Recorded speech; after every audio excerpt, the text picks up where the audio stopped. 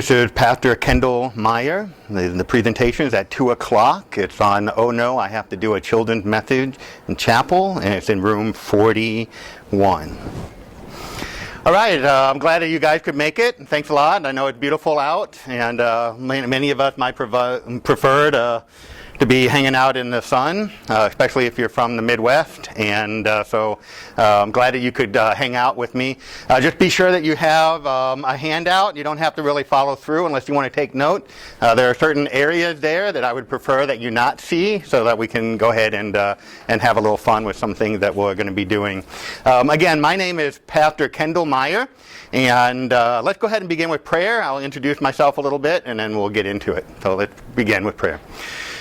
Gracious Heavenly Father, we come before you thankful for the day that you've given us. It's a day that we can live under your grace. You provide your grace new every morning. And we thank you that for the sins and the things that we have done in the past, that you choose not to call them to mind, that we can go about life as your forgiven children. We also thank you for the opportunity for us to teach the next generation. To be able to pass on your good news, to pass on what you have done through your Son, Jesus Christ. We ask, Heavenly Father, that you would bless our time together, that you would open up our hearts and our ears to what you would have us hear at this moment, and that you would enable us to be able to communicate in a way that is effective, so that your praises and your trust can be had. We do all this, and we pray all this in your Son's name. Amen. All right, thanks a lot for coming in. Hello, just be sure to get a handout. And I'm going to tell you a little bit about myself. I graduated from Concordia Seminary in St. Louis in 2005. My first call was at Gloria Day Lutheran Church in Urbandale, Iowa. So I was on the staff when they opened the preschool there. I was on their staff from 2005 to 2009. So that's when I really got the opportunity to work with the preschool and do children's chapel and children's messages. I really had the opportunity to do it there. I went to Mount Olive Lutheran Church and School in Des Moines, Iowa, and I was there. They have a pre-K through 8th grade school, and so I was there until 2015, so really focused on children's messages and also chapel. And then I went to Lutheran Church of St. John in Quincy, Illinois. It was my attempt to get closer to home. My home is in St. Louis, Missouri, and we thought that we would see our family more. But we didn't see our family anymore, even though we were 2 hours away from St. Louis. And so I was there from 2015 to 2019. They had a loose association with St. James Lutheran Church, so I was still able to go over and do chapel at their school there. And currently now, I've been there for 2 years. I'm senior pastor at St. Paul Lutheran Church and School in Fort Dodge, Iowa. I wanted to be able to get back into the school ministry again. We have a pre-K through 8th grade school, and so I'm on a rotation of doing chapel, and then also we do children's messages. Although we took a break from doing children's messages because families were concerned about the kid being in a group up in front of the sanctuary. We're moving away from that, and we're going to start having children's messages again, but we had to kind of work with the concern that people had, as I'm sure you all have had worked on that. So, who you are. I'm wondering who you are. What made you want to come to this breakout session, and what situation do you feel nervous about or uncertain? I had a little bit of a poll. I don't think I did it right. I didn't really get any responses. I thought I did it correctly, but I didn't really get any responses. But does anybody have a situation that you feel nervous about or uncertain? Something that, yeah. Mm-hmm. It just what to even talk about. Okay. Not having a set curriculum, like this is what you have to do, this is what it's like, hey, do the children's service. Okay. Kids are scary. Yeah. They stare at you all the time. Yeah, I know.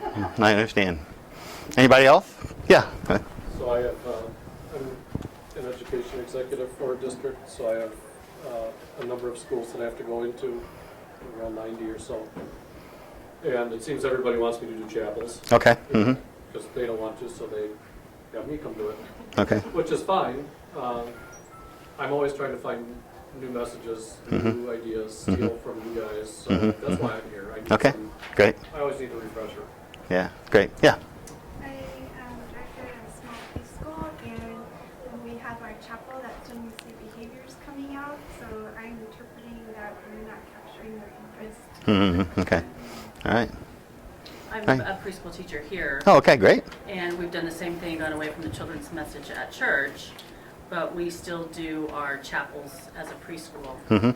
And I'm not concerned about talking in front of the kids. I'm not really concerned about presenting the message in front of adults. I'm more concerned about losing it. Oh. I know the message, but it's the process when I'm thinking of what I'm saying and what I'm Okay. trying to, Okay. yeah. Yeah, okay, I hear you. Oh, yeah, I hear you. Was there another hand? Yeah. Yeah, my background was youth ministry for a long time, worked with junior high kids. Now I'm an associate pastor. No problem creating a message for junior high kids. Chapel is preschool to 8th grade in one room. And that's where I struggle trying to find like one talk and one that gets that spread. Okay. All right, yeah. I'm hoping to get some resources. Okay, yeah, okay. All right, good. Okay, well, what I'm going to do is my wife was supposed to be here, but her dad had surgery a couple days ago, and so she wanted me to take a picture of all of you, so okay. She was, all right, so thank you very much. So, all right, let's go ahead and get started. Let's dive into it a little bit. We don't need to spend a lot of time on the theological aspect because we all believe that children should be taught about what Jesus had done for them. And most often in times we think about children's messages in chapels, why bother? We quickly go to either Matthew chapter 19, Mark 10, or Luke 18 where it says, Jesus said, let the little children do what? Come to me, right? And do not hinder them, for such belongs the kingdom of heaven. And so we often think about that. And that is also in the baptismal liturgy. And so we keep that in mind. But also I would like to mention, what about Deuteronomy chapter 6? And in Deuteronomy chapter 6, it talks about, hear, O Israel, the Lord our God, the Lord is what? The Lord is one. You shall love the Lord your God with all your heart and with all your soul and with all your might. And these words that I command you today shall be on your heart. You shall teach them diligently to your children, and you shall talk of them when you sit in your house, and when you walk by the way, and when you lie down, and when you rise. You shall bind them as a sign on your hand, and they shall be as frontlets between your eyes. You shall write them on the doorpost of your house and on your gates. And so the main thing that you want to focus on is the fact that you shall what? Teach them diligently to your children. Now what's interesting is that the word teach there in the Hebrew is actually a carpentry word. And the carpentry word which means to sand into your child. And so the idea is to take the message or to take the information about Jesus Christ and the sand into the child. Okay, and so it's important for us not only think about, do not hinder the children, let the children come to me, but also the fact that we are called to sand and to do that.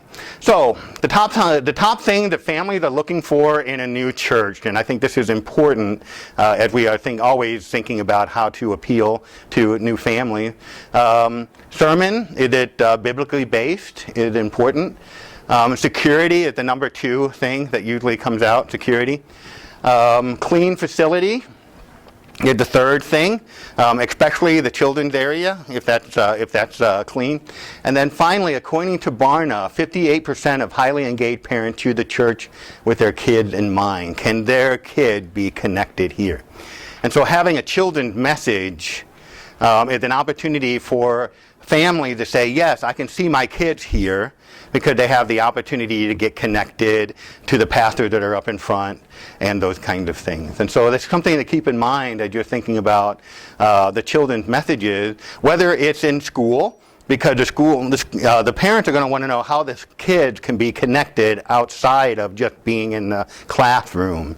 And that's important to keep in mind. So who is our target audience? Now, many of you may know this already, so just bear with me a little bit, but Piaget had the 4 stages of cognitive development. You guys may remember this. But in the 2 areas of our target is 2 to 7 and then 7 to 11 years old. And those are the areas that we really need to focus on. And so when we're thinking about taking a message and bringing it down from like junior high down to a child who is 7 years old, we need to think about what are they able to do at that age, and what are some things that they are able to comprehend. And so you see from 2 to 7 years old, because sometimes the kids will come up for a children's message and they'll bring their little brother or sister up, and the little brother or sister is like 2 years old, you know. And so how do I engage that person, and also the others that are there? And so the child begins to represent the world with words and images. That's when they start to talk.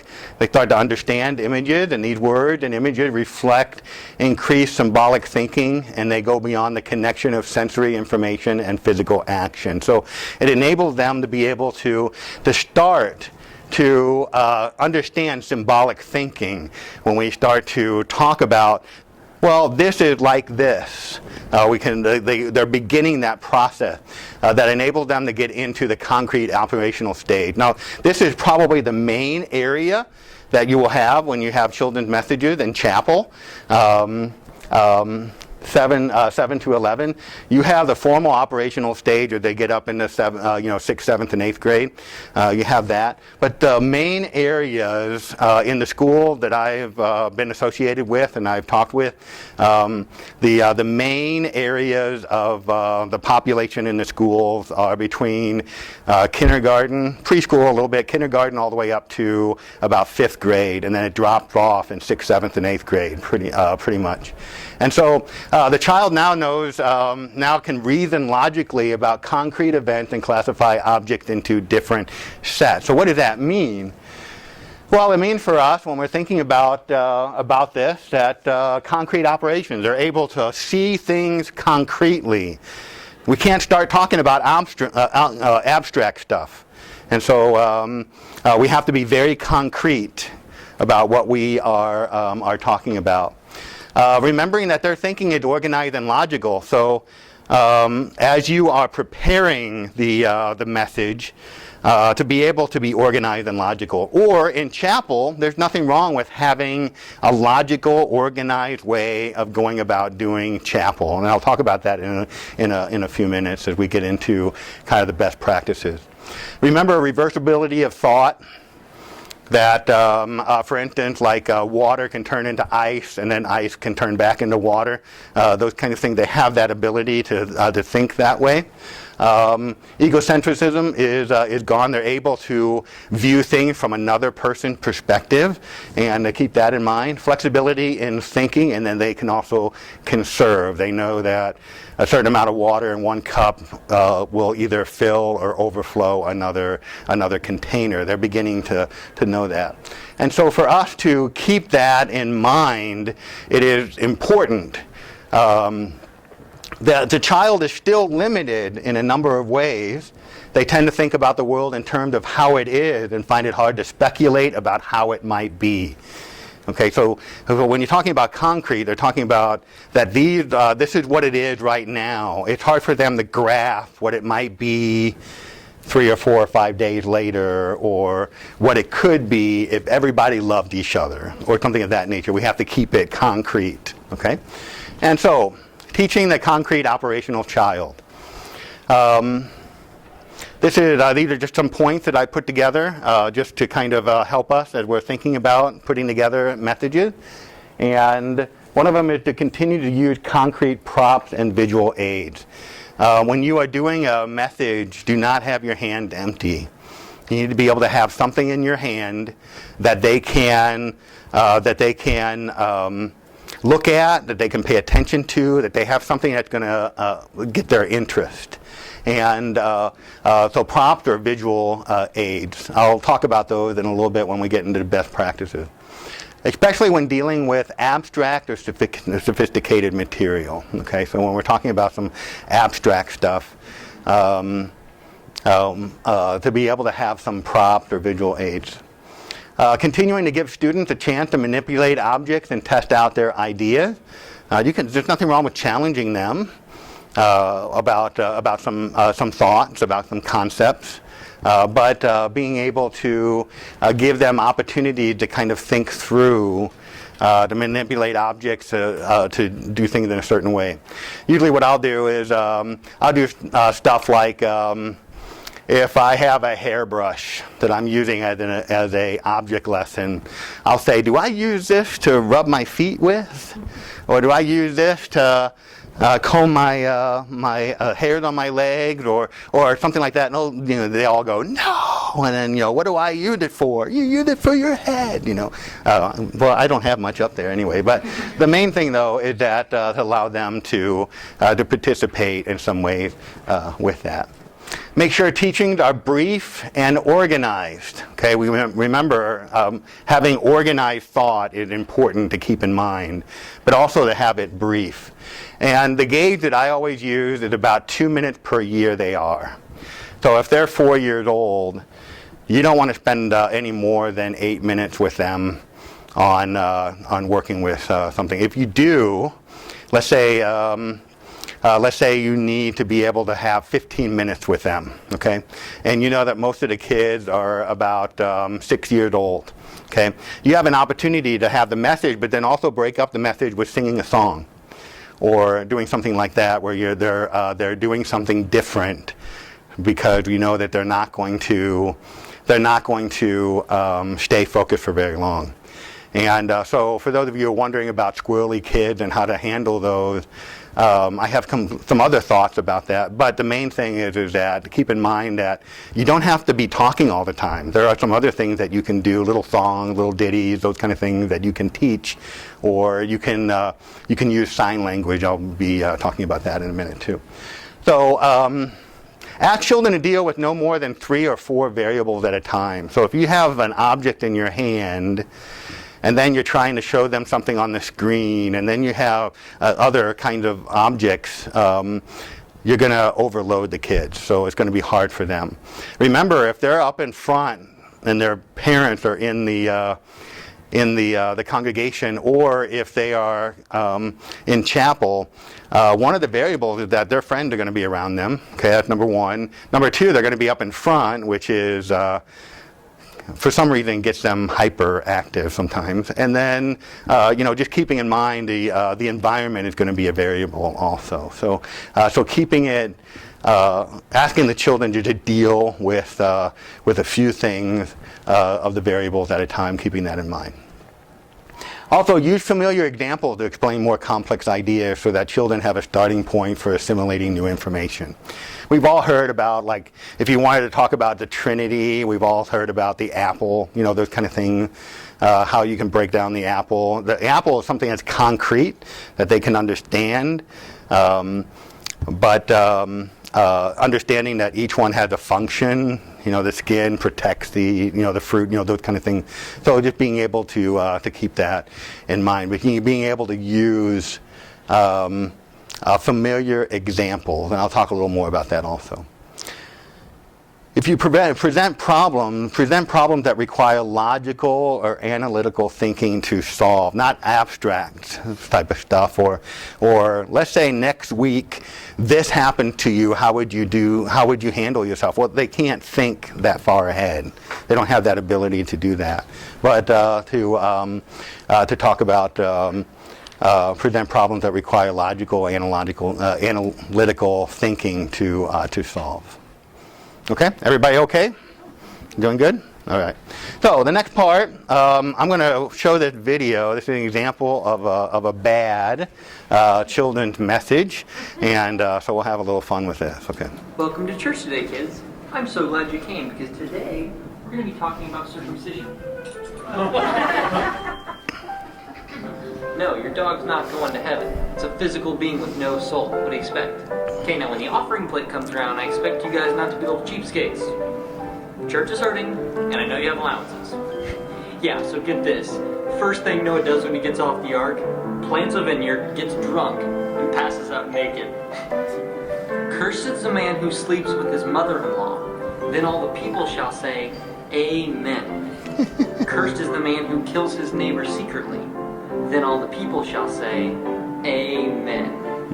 You guys are a total brag. The descendants of Simeon by their clans were through Nemuel, the Nemuelite clan. Through Jamin, the Jaminite clan. Through Jachin, the Jachinite clan. Through Zerah, the Zerahite clan. Through Seriously, Stephen, who let you out of the nursery? You are so annoying. Her name was Rahab, and she was a prostitute. The Zephonite clan. Through Haggai, the Haggite clan. Through Shuni, the Shunite clan. Look, that whole stork business is bogus. You want to know how babies are made? Your mom and pops got married right here on this altar. Then they went on their honeymoon in Cancun, and it was there that they... I know, most of the time when I ask questions, the answer is Jesus, but you're wrong. The correct answer was the tribe of Zebulun. Sexual immorality. Yeah, and then Joshua slaughtered everybody. Alright, now raise your hand if you're a Calvinist. Today's reading comes from Song of Solomon. Yeah, you're supposed to obey your parents, doesn't mean you have to like them. Murder. Through Jaleel, the Jahleelite clan. I'm just being real. Mom and pops aren't going to be around forever. You're going to have to grow up sometime. Whose Sunday school class is this kid in? He's an idiot. And when you go home today, kids, you should all buy a Humble Branches official t-shirt. $57 online plus tax. But just go into your parents' purse and use their credit card. Okay? First one's free. I'm just kidding. What do you think we are, a charity case? You have plenty of t-shirts. All right. So the idea is not to poke fun at people that do those. The idea is to recognize that first thing is that it's not easy. It's not easy for us to do children's messages. It's hard to, so don't feel bad. We're all in this together to try. And I have bad days too, where I'm just not connecting. So we all have those bad days. So we're all in it together, keeping that in mind. Some of the pitfalls that I want you to think about is using theological words without explanation. The kids are not going to understand ascension. They're not going to understand atonement or incarnation or justification or even catechism. They're not going to understand what those are. But see, sometimes, for instance, most adults don't even know what a narthex is. I mean, if we grew up in the church, we know what a narthex is, but they'll understand what a gathering area is, right? But using some of the church words with the little kids, you're not going to get very far because you're going to lose them right away because they don't know what those words mean. So be careful about what theological words you are using as you are talking with the kids. Another thing is that not really talking to the kid, but talking to the congregation. Okay, so if you're doing a children's message in church, sometimes the person who's leading the children's message will be talking to everybody else with the kids around them. Instead of, what I do is I turn my back to the congregation and I talk with them. I don't sit down with them, but what I do is I talk with them because then they know that they have my attention and that I'm spending time with them. And so that's very effective to keep in mind, is that you want to be able to let them know that they are the focus. Doing messages with empty hands, I mentioned that already. Be sure that you have some kind of an object or something that you can use because they need that concrete object to latch onto so that they can understand. Even if you're talking about following Jesus and you have a shoe in your hand.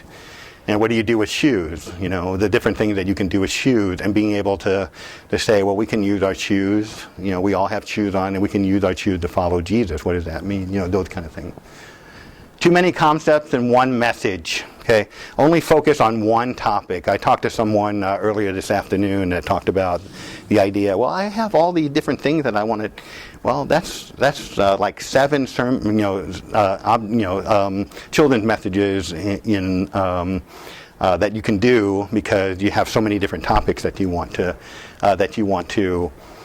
talk about. So just choose what is the one topic, and I'll talk a little more about that in a little bit. Avoid using to not use from.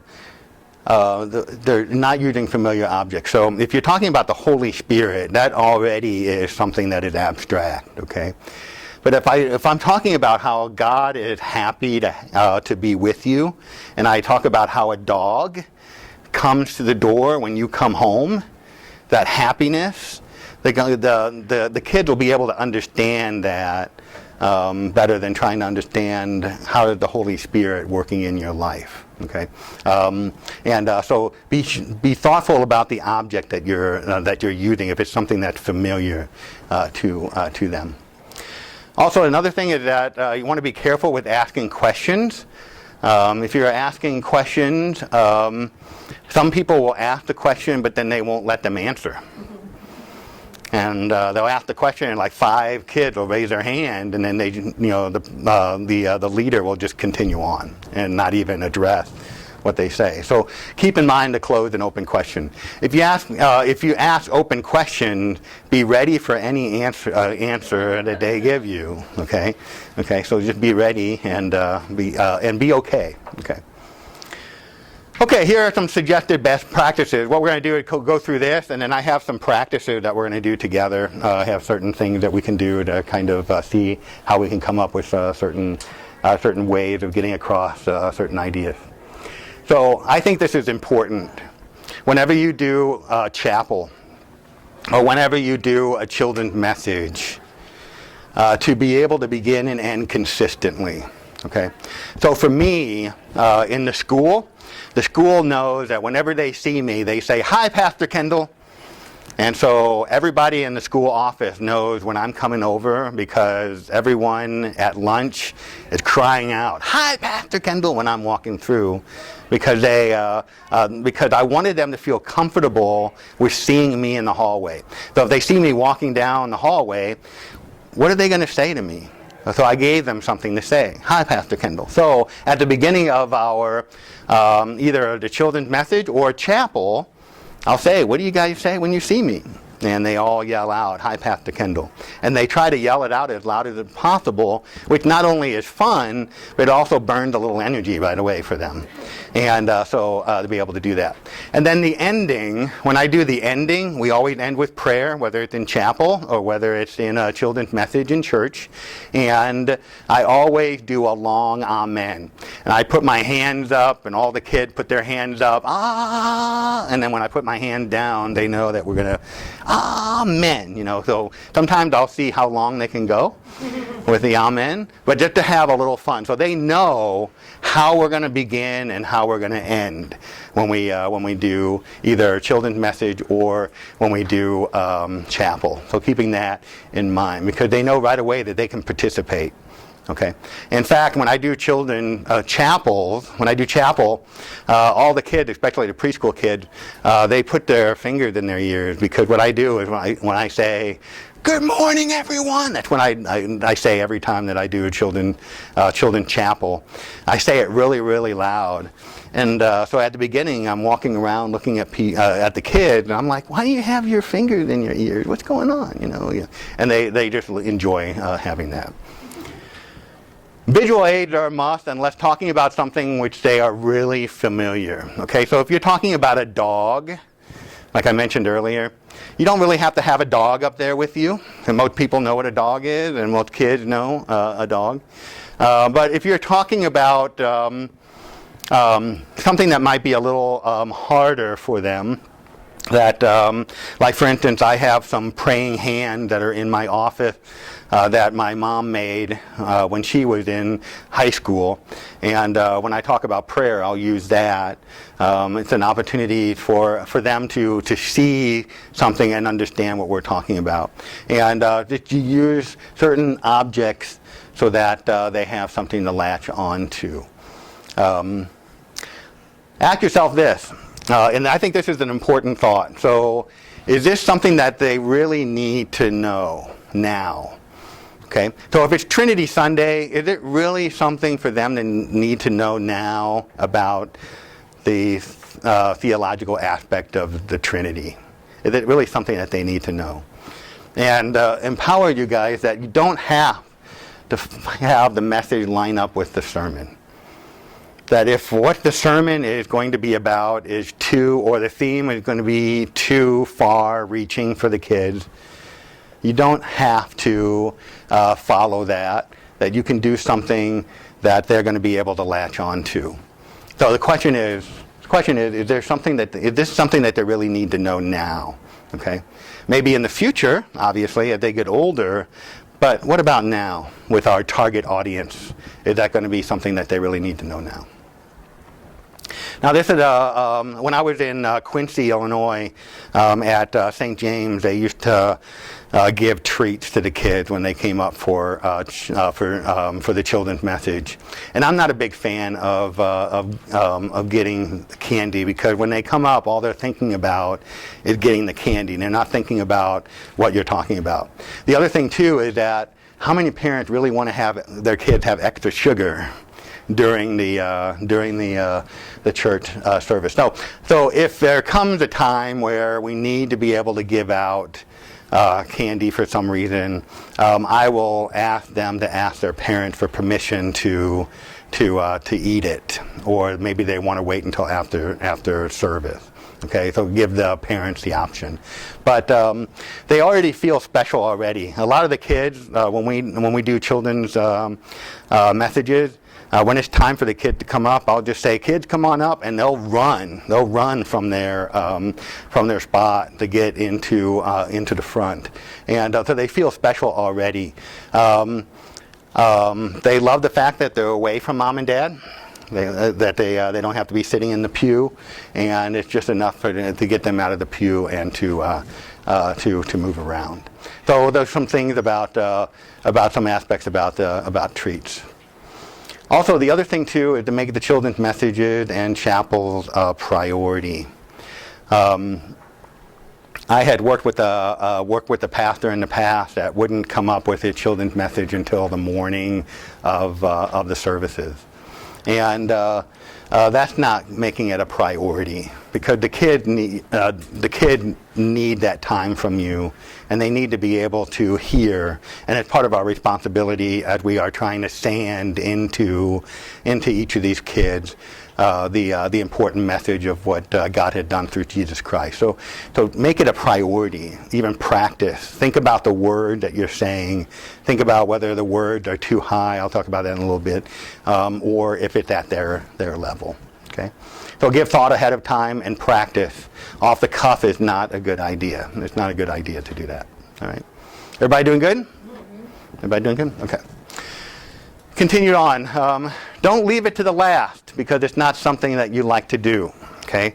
Some of us struggle with it. We just don't like to do it. And what do we usually do with the things that we don't like to do? We wait till the last minute, right? Last minute. So it's okay.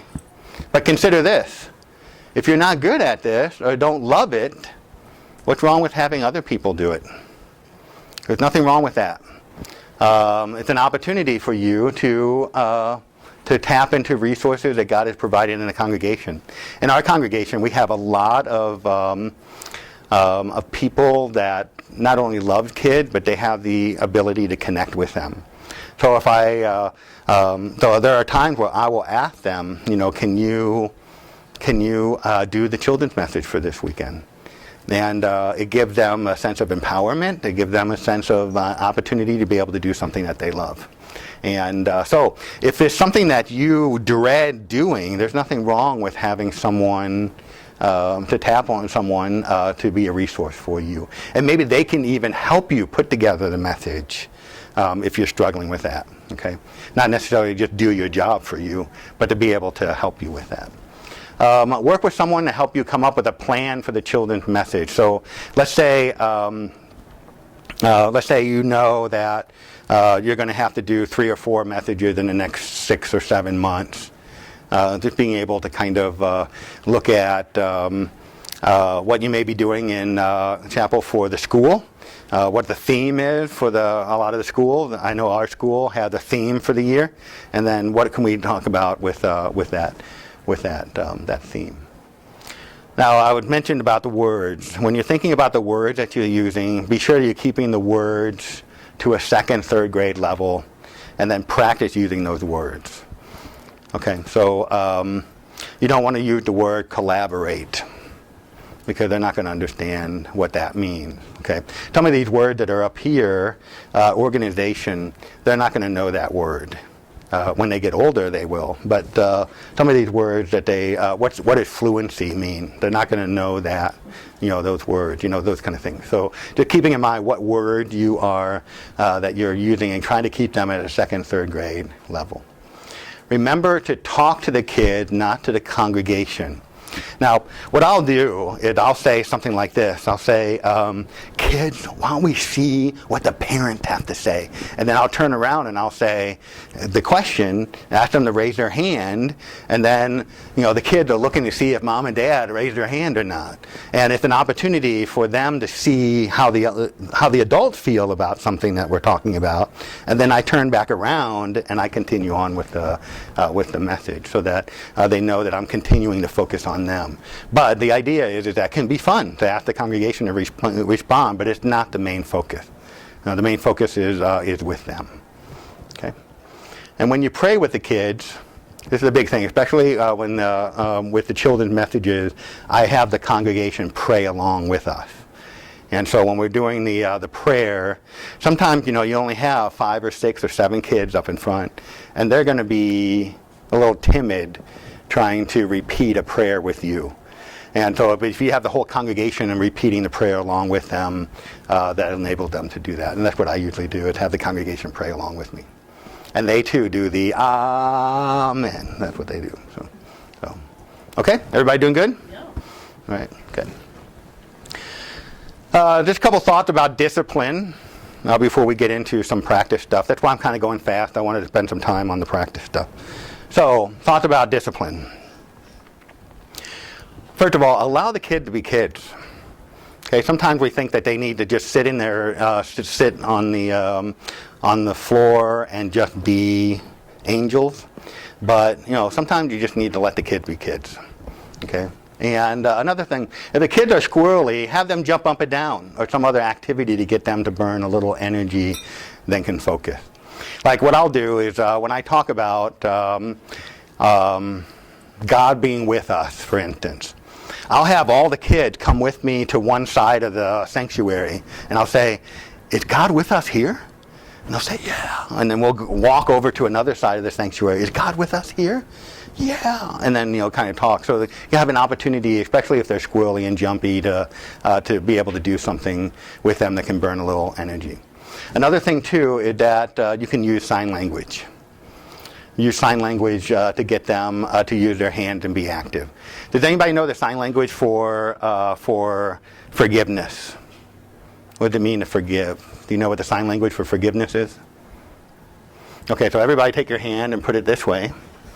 And then take your other hand and put it on top, and then pretend you're erasing something. So that is forgiveness. Okay? So if you want to say Jesus forgives me. Okay? And it gives them an opportunity to be able to use their hand, but they're also learning something.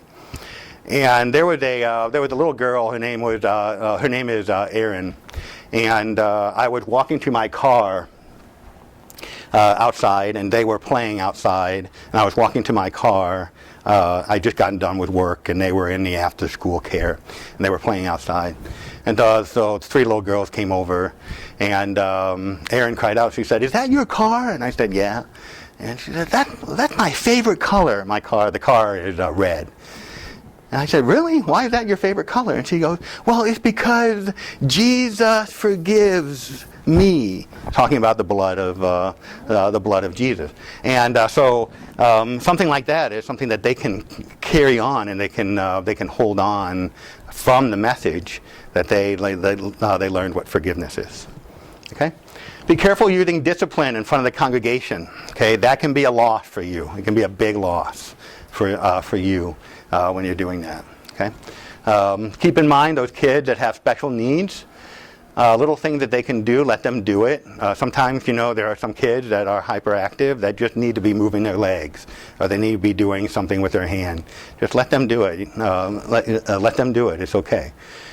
But some discipline action that I would recommend is sometimes I just put my hand on their shoulder, and that's enough just to keep them calm down for a little bit. Ask them a question, engage them a little bit, or ask them to be a helper. If there's something, if you have an object that you want them to hold, ask them to hold it for you. Or also, you can just ignore it and keep on going. Yeah. Sometimes you can just do that. Okay. All right, chapel thoughts. It's important for chapel thought to keep the same beginning and the ending. That's important. I really feel like that the kids know what they're going to expect at the beginning. They know what they expect at the end because they know that we're at the end of it, and so they know. Offering need to be collected as kids come into chapel or close to the beginning of the service as possible. If they're holding their chapel offering in their hand, they're going to play with it during chapel. So I always either have them drop it off as they're coming in, or it's like the right after the opening, we do our offering right away, and then we move into the rest of the service. Now there is nothing that's important for us to be consistent. There's nothing wrong with using the liturgy. Like, how many of you have used All God People Sing before? And so there's nothing wrong with using that at all. But I also like to use the same responses because we have preschool and we also have kindergarten, first, second grade that have trouble reading. Or they're learning how to read. And so if they know that the responses are the same, they can participate. So it's an opportunity. There's a couple liturgies in there in the All God's People thing that have the same responses.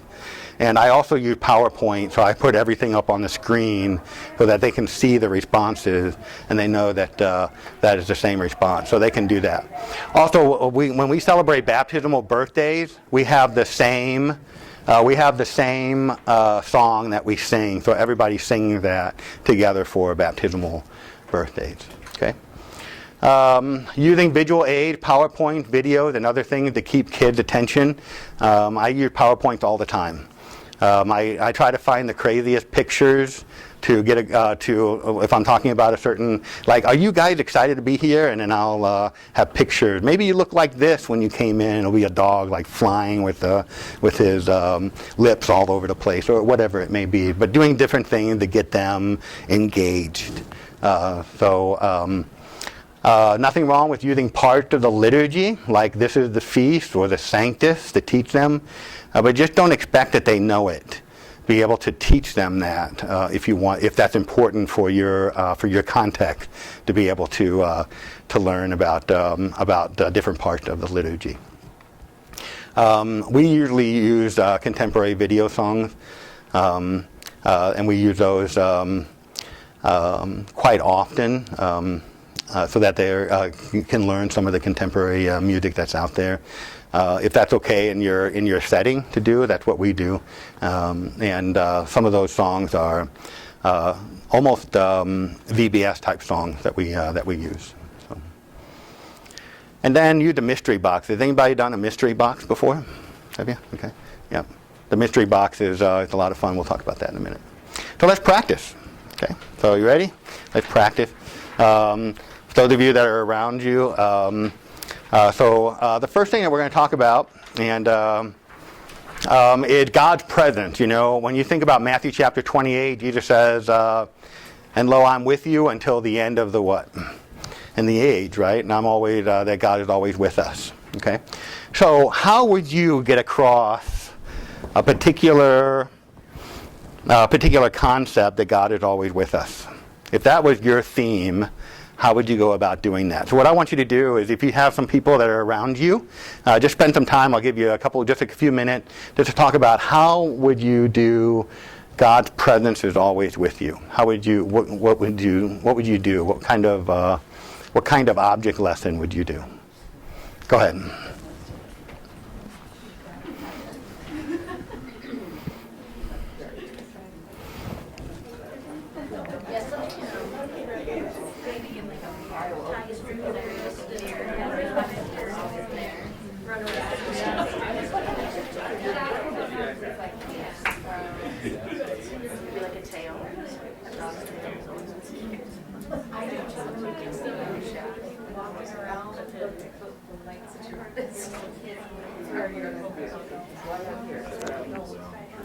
Little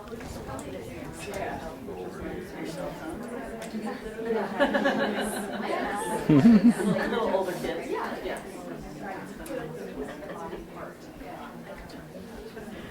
I like the physical part.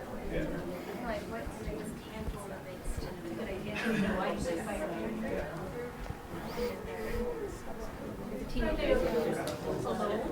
That's still one of your pencils. Yeah, go ahead.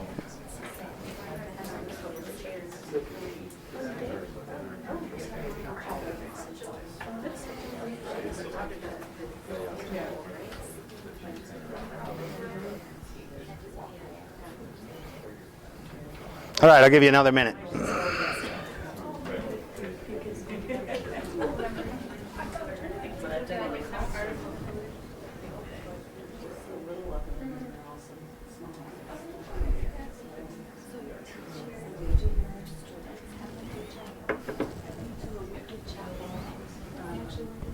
Well, now going to the big chapel, so we take the preschoolers to the whole school chapel. But we do chapel on Mondays just for whole preschool. Which is pretty consistent, the same. This was always done, big chapel. It's a time where not all the whole school can worship together. Then we do I think they're losing they don't necessarily hear the message because it's taught by the kids. Right? So they're seeing the kids talking on microphones and that kind of thing. So that's what we done in another presenting it. All right, let's go ahead and anybody have an example that they'd like to share? What do you guys come up with? Tying a string to their wrist and having them book it up and down the aisle so that the string doesn't go anywhere, or asking if mom and dad left them alone because you're not standing right by them. Okay. Even though you're, Okay. All right. Anybody else? I'll tell you the prayer that we did. Do what? I'm sorry. We did a prayer in our class. Okay. Where it says, when I'm afraid, I will pray that God is with me night and day. Okay. All They right. liked that. Okay. They remembered it. Good. And that's sign language too. They remember that too. Anybody else? So those of you that looked ahead already, you saw that I have this, right? So I don't talk about the fingers. I actually talk about the fingernails. And the first thing I say is, did everybody remember to bring their fingernails with them today? And everybody said, yeah. Oh, really? Nobody forgot them? No, they're part of my finger. They don't come off. I said, yeah, wherever you go, your fingernails are with you, right? And I said, that's what God promises, that no matter where you go, God is with you just like your fingernails. And so that's an opportunity to be able to get across that particular concept and that particular Bible passage. Now, the next one is trust. Okay? So what does Proverbs chapter 3 says? It says, trust in the Lord with all your heart, lean not on your own understanding, right? And so trust in the Lord, that word called the trust. Well, how do you teach a child who is 5, 7, 8 years old, the concept of trust? How do you go about doing that? Go ahead and kind of work amongst yourself.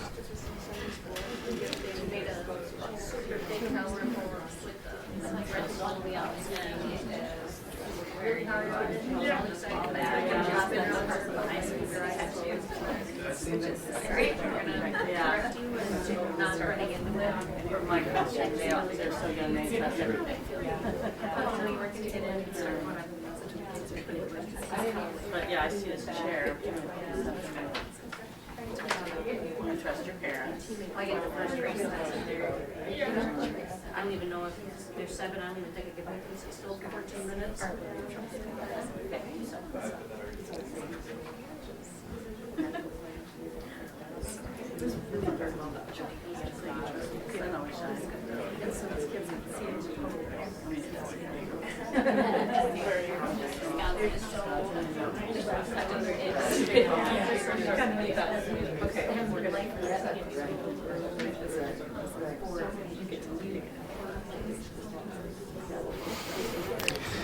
What do you got on your socks?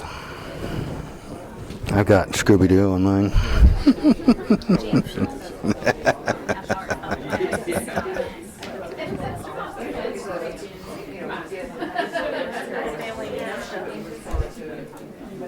of them are in Chicago area. All right, I'll give you another minute. I used to watch that all the time. Back in,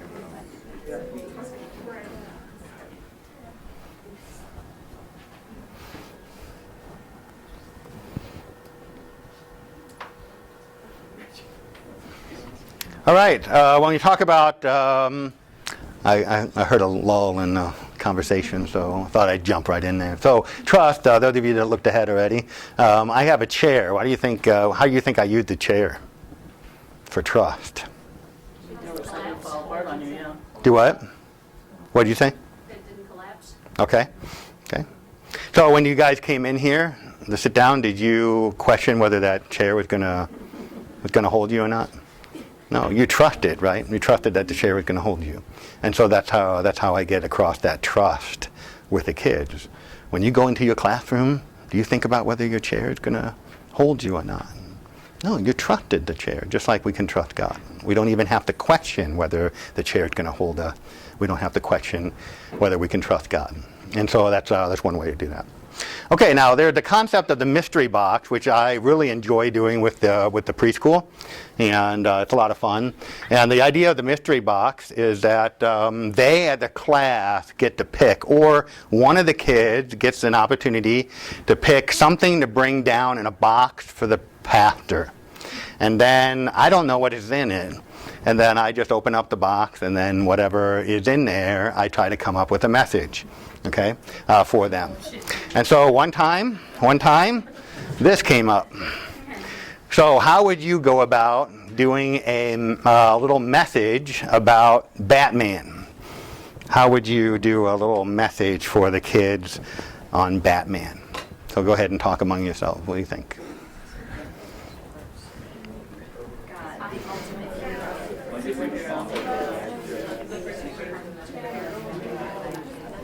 Trust that people don't call him.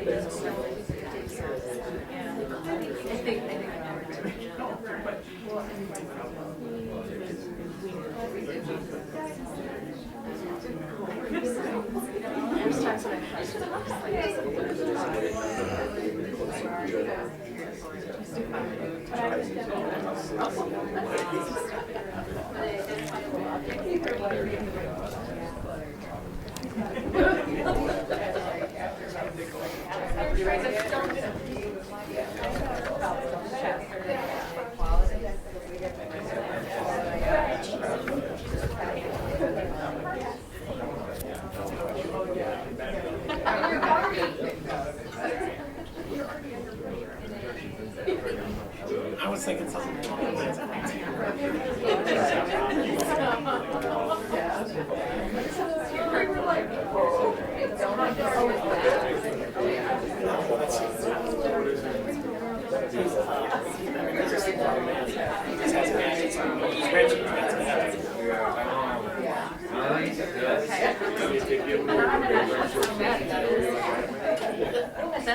what I deserve for.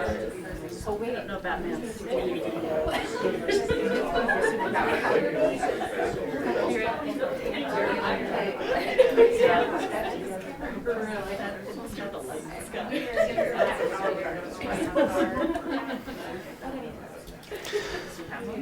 All right, anybody have some ideas they want to share? How would you use Batman? I want to know what his superpower is. Do what? What is his superpower? That's a good question. What is his superpower? He's got a lot of gadgets. Yeah, he does. I don't think he actually has a superpower. He doesn't. It's part of his gadget. Yeah. He's like Elon Musk. Do something with the armor. That's a good question. Yeah. I would say that Batman's not unlike Iron Man in the sense that they both rely on their tools and not on any special power that they have. Maybe their intellect, maybe that might be something.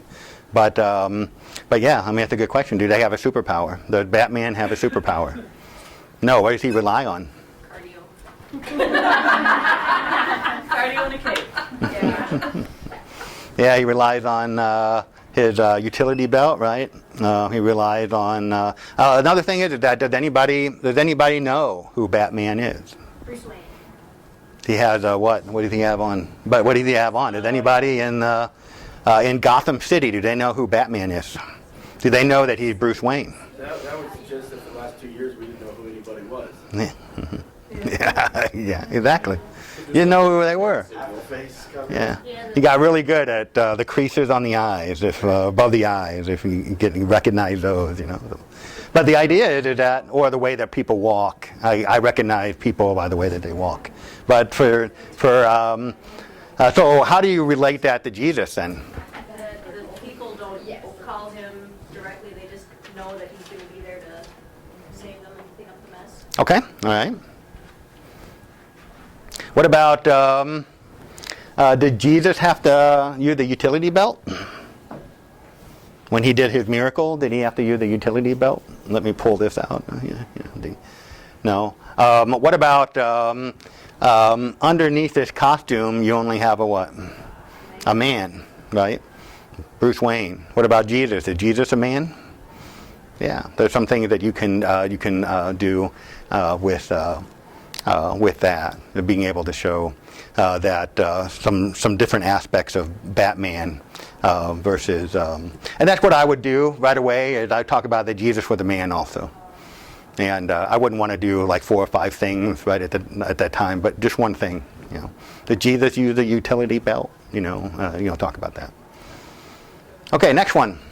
Now this actually happened to me. The fuzzy dice.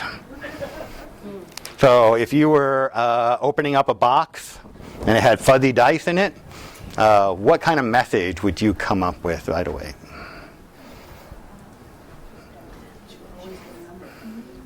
No matter how they go, you always get the number.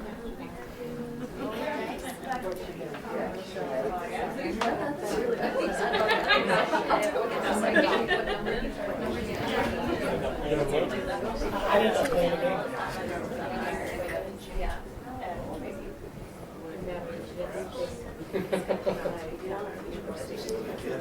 Where do they find fuzzy dice? I haven't seen fuzzy dice in a while. This is why preschool lessons are really hard for me. Because I think about that was here. We're about Minnesota, so when we gave us otherwise, they're going to take another vintage.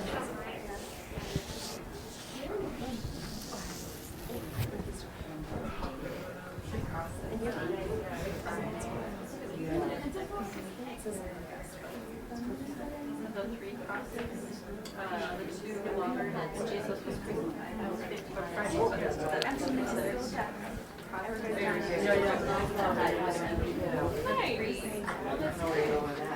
So you pick a number and it's a number. So you roll whatever the number is. Yeah. Oh, wait. Like if you got 2 ones, Yeah, that's right.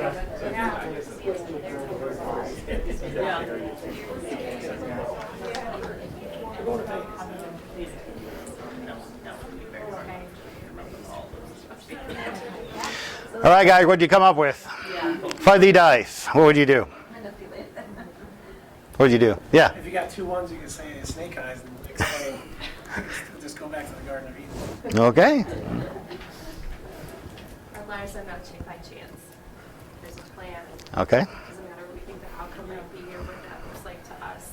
Okay. There's a purpose. I wrote, you always get a number, so that's kind of the same thing, no matter what, you just roll it, and no matter what, it's a number. Okay.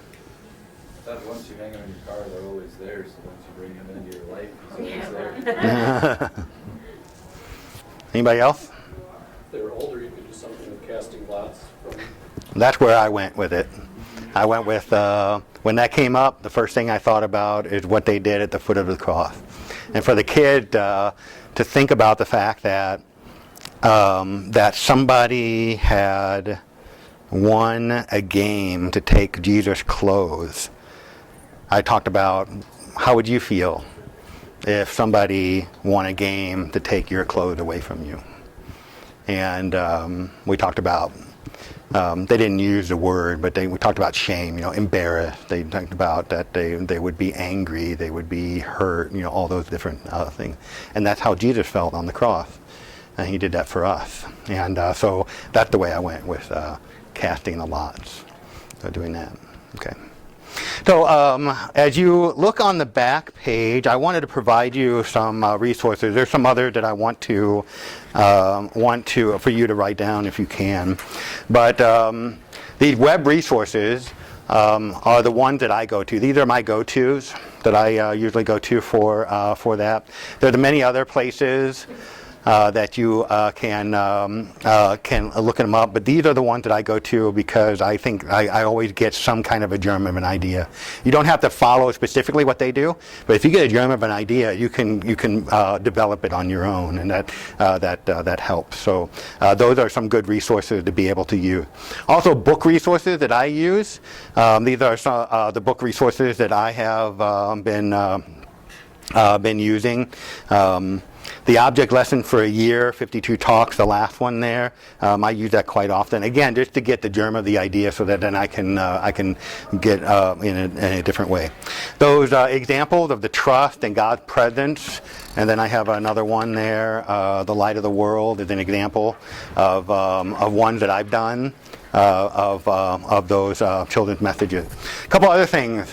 If you are told to go ahead and do children's message or children's chapel for next week, and you're wondering, holy cow, what am I supposed to do? Okay. One thing that you can do is in the front of the hymnal, they have the daily reading for each day of the year. And you can find out for that Wednesday, or even those the days of the week, what are some of the readings for that week that you can utilize. That can help you to have a starting point. Okay. Also, what is the theme that the school is using, and then based on that. Now, some of you, I don't know, have you been following the themes that LEA has released? And so that's what we do, and they have already the pre-written. Sample children's messages for that time, including certain hymns or songs that you might want to sing. But I don't usually use the whole thing because sometimes they're written above what the kids are, and so I'll use like a germ of the idea, and then I'll bring it down to that 7, 8-year-old. That's my target, 7, 8-year-olds for that. So I do that. Also, so I told you the hymnal as an example.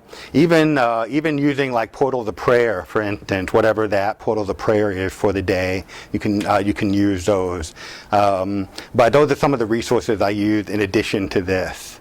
Now, what we've done this year for school is we use the LEA theme, and that really helps out because when we have people that are coming in to do chapel, they know that for this week this is the theme.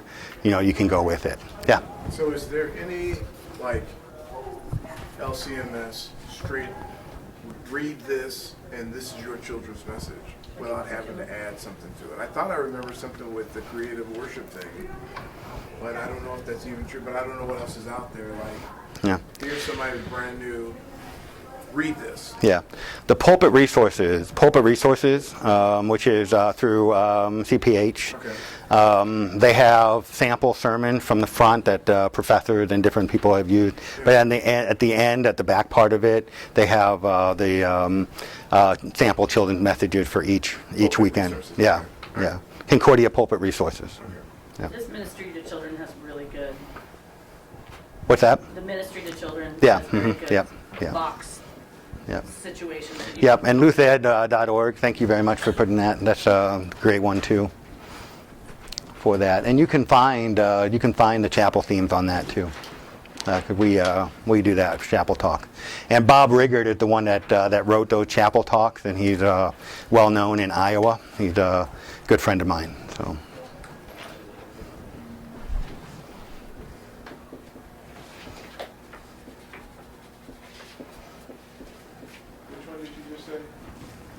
The Ministry to Children is the first website on this sheet. Okay, all right.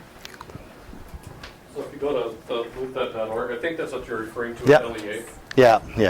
If you go to that website, go to resources, click on Chapel Talks, that'll give you this year's Chapel Talks, which is, it's set up for elementary schools, but you can use it for whatever.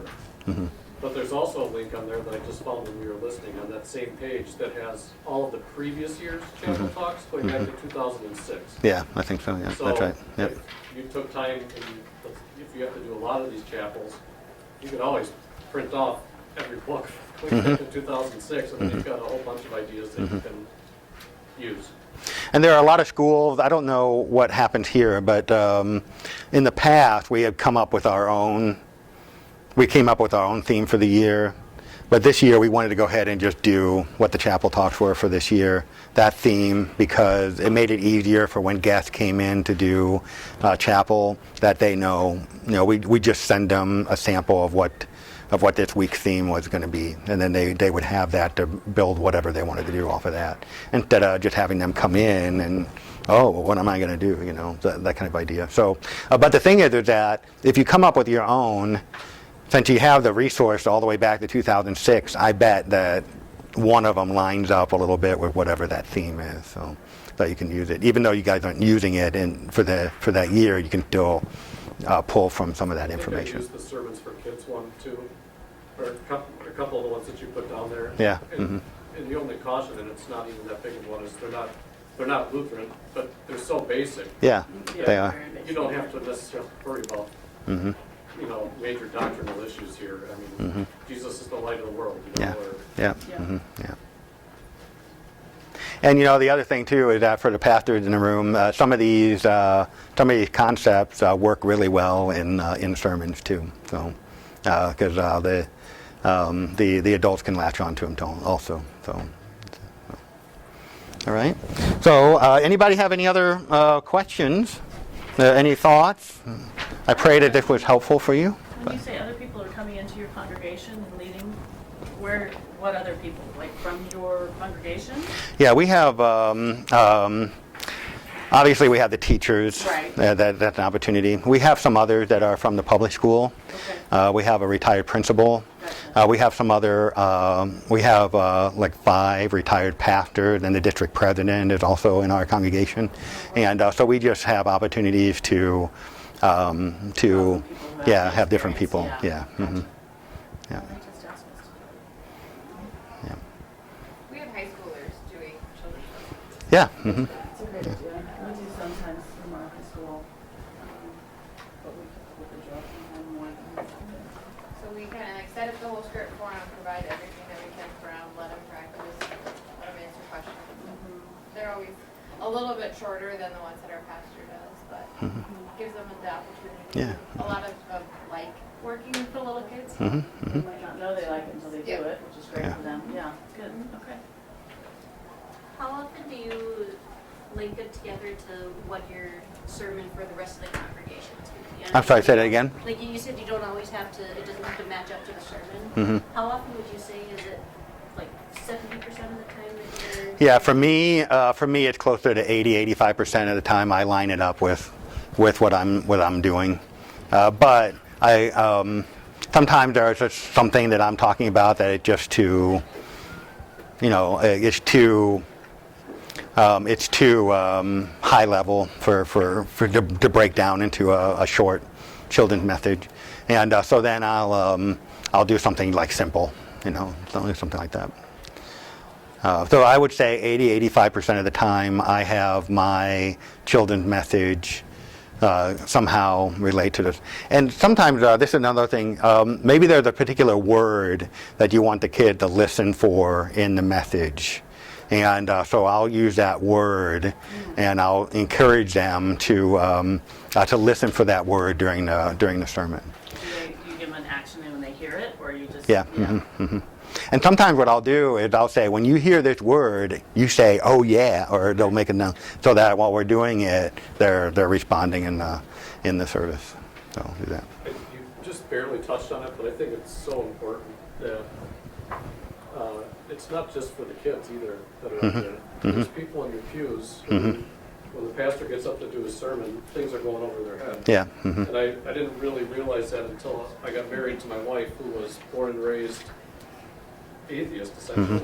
Mm-hmm. And she's still not Lutheran. She's still a growing Christian. She gets more out of the children's messages sometimes than she does out of a pastor who's, doing an exegetical sermon on who knows what. Yeah. Because it breaks it down to something that's applicable for adults. Yeah. We have a lot of special needs adults in our congregation that I see come alive when they see our children's message. So I'll give you an example. Not this weekend. I'm not preaching this weekend, but next weekend is the Transfiguration. So I'm going to be talking about the most important light bulb that you could ever have in your house if you have kids, and that is the night light. It doesn't matter whether you have a blankie, doesn't matter whether you have the favorite stuffed animal, doesn't matter if you've given them a cup of water before they went to bed. If that light bulb is burned out, they're not going to go to sleep, right? And so why is it that Jesus lit himself up? What was the purpose of it? He didn't just light himself up just to be a Roman candle. What was the reason for it? And then we move into that. And so even with the adults, that concept of the light bulb is simple, but it gets across a good point. So, all right. Well, thank you very much. Thank you for your time. Appreciate it.